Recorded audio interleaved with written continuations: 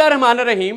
हर शख्स शोहरत और कामयाबी का ख्वाहिशमंद है। सोचों का सफर आपको उस फसल तक लेकर जाता है जो आप काटना चाहते हैं। मैं हूं शाहिद इमरान और आप देख रहे हैं नो योरसेल्फ। ख्वातीनो हजरात, आप में एक ऐसी खूबी जरूर है जिसकी इस दुनिया को अशद जरूरत है। उस खूबी के बारे में जानने के लिए आप इस चैनल को सब्सक्राइब कर दीजिए।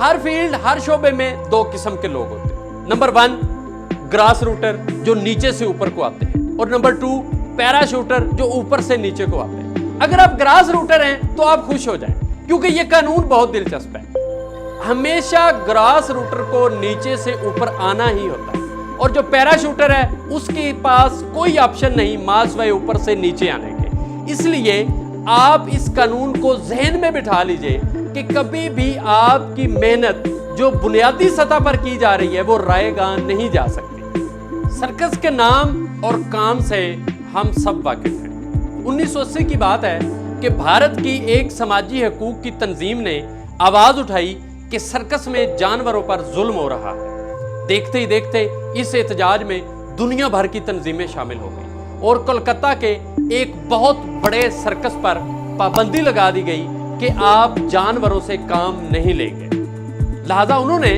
सर्कस में जानवरों का काम बंद कर दिया। उनके पास 7 हाथी और 10 शेर थे। देखते ही देखते सर्कस का मुनाफा कम और खर्च बढ़ने लगा, क्योंकि वो जानवरों से काम नहीं ले रहे थे, लेकिन रोजाना हाथी को चारा और शेरों को गोश्त खिलाना पड़ता था। सर्कस की इंतजामिया ने फैसला किया कि वो इन जानवरों को आजाद करेंगे। उन्होंने इन जानवरों को एक ट्रक में बंद किया और बंगाल के जंगलों में छोड़ा। बाद में पता चला कि 10 में से 7 शेरों को जंगली कुत्ते खा गए। वो इसलिए क्योंकि वो शेर शिकार करना भूल चुके थे, वो अपना टैलेंट भूल चुके थे और वो बने बनाए गोश्त खाने के आदी थे। आप ये फैसला कर लें कि आप भूखे तो रह लेंगे, लेकिन आप अपना शिकार खुद करेंगे। आप कभी किसी का किया हुआ शिकार नहीं खाएंगे, क्योंकि अगर आपने बना बनाया गोश्त खाना शुरू कर दिया तो फिर समझ लीजिए वो वक्त बहुत करीब है जब आपको तकलीफों से गुजरना पड़ेगा।